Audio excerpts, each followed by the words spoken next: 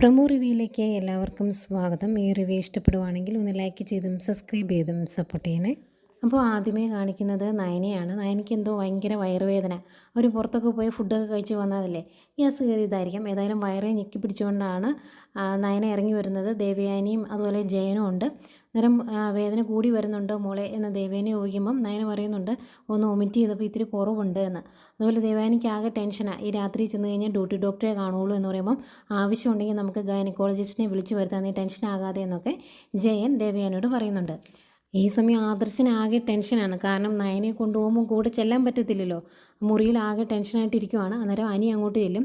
അന്നേരം ആദർശ് പറയുന്നുണ്ട് റൂമിലിരുന്ന് ശ്വാസം മുട്ടിയിട്ടാണ് ഞാൻ അവളെയും കൂട്ടി ഒന്ന് പുറത്തേക്ക് പോയത്. പുറത്തേക്ക് പോയത് കൊണ്ട് ഫുഡും കഴിച്ചു പുറത്തു നിന്ന്, അതുകൊണ്ടാണോ ഇങ്ങനെയൊക്കെ ഉണ്ടായത്, ആകെ പ്രശ്നമായല്ലോ എന്നൊക്കെ ചോദിച്ചാൽ ആകെ വിഷമമാണ് ആദർശന്. ഈ സമയം നോക്കി ജലജ അഭിയോട് പറയുവാണ് നയനയ്ക്ക് വയ്യാതെ ഹോസ്പിറ്റലിൽ കൊണ്ടുപോയിരിക്കുന്നു, അതുപോലെ ആദർശ് ഇവിടെയില്ല, ആദർശ് ജയിലിലാണ്. ഈ സമയത്ത് അവളുടെ റൂമിൽ നിന്ന് എന്തെങ്കിലും മോഷണം എടുത്തിട്ടുണ്ടെങ്കിൽ ആരും ശ്രദ്ധിക്കാൻ പോകുന്നില്ല എന്ന്. അത് പറഞ്ഞ് രണ്ടുപേരൂടെ നയനയുടെ റൂമിൽ കയറി അവിടുന്ന് നയനയുടെ ആഭരണങ്ങളൊക്കെ എടുത്തിട്ട് അതിൽ നിന്ന് ഏറ്റവും വലിയൊരു നെക്ലേസ് എടുക്കുക കേട്ടോ ജലജ. അന്നേരം അഭി പറയുന്നുണ്ട് വലുതൊന്നും എടുക്കണ്ട, അവർ കണ്ടുപിടിക്കും, ചെറുതെടുത്താൽ മതി എന്ന് പറയുമ്പം പിന്നെ അതൊന്നും പറ്റത്തില്ല, എടുക്കുമ്പോൾ വലുതും കനമുള്ളതും എടുക്കണം എന്ന് പറഞ്ഞ് അത്യാവശ്യം നല്ല വലിയൊരു മാല അടിച്ചു മാറ്റുന്നുണ്ട്. ഇവരിതെടുക്കുന്നതൊക്കെ കട്ടിലിൻ്റെ ബാക്കിലിരുന്ന് ആദർശ് കാണുന്നുണ്ടായിരുന്നു. നിലവിൽ ഇതൊക്കെയാണ് പ്രൊമോ ആയിട്ട് കാണിച്ചത്.